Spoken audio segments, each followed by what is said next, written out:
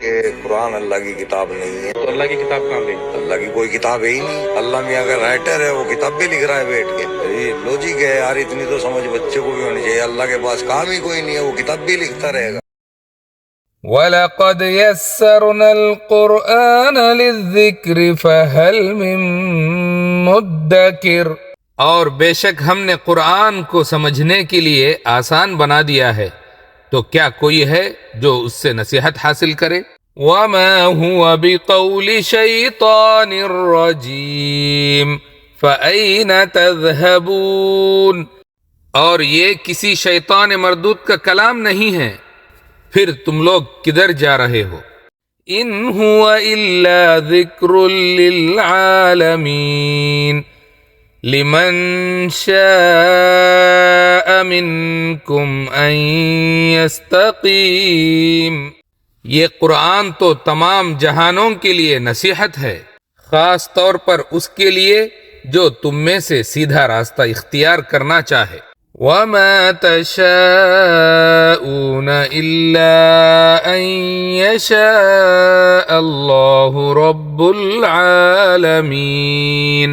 اور تم لوگ کچھ بھی نہیں چاہ سکتے مگر وہی جو اللہ رب العالمین چاہے, جو سارے جہانوں کا رب ہے. اللہ تعالی بار بار یہ پیغام دے رہا ہے کہ قرآن مشکل نہیں ہے, بلکہ سمجھنے, پڑھنے اور اس سے ہدایت لینے کے لیے آسان بنایا گیا ہے. اصل سوال یہ نہیں کہ قرآن مشکل ہے یا نہیں, بلکہ یہ ہے کہ کیا ہم دل سے سننے اور بدلنے کے لیے تیار ہیں. ہدایت ہر ایک کے لیے موجود ہے, مگر اسے وہی پاتا ہے جو سچ میں چاہتا ہے. اور ان آیات میں اللہ تعالیٰ ایک بہت ہی گہرا اور چونکا دینے والا سوال کرتا ہے, تم کہاں جا رہے ہو؟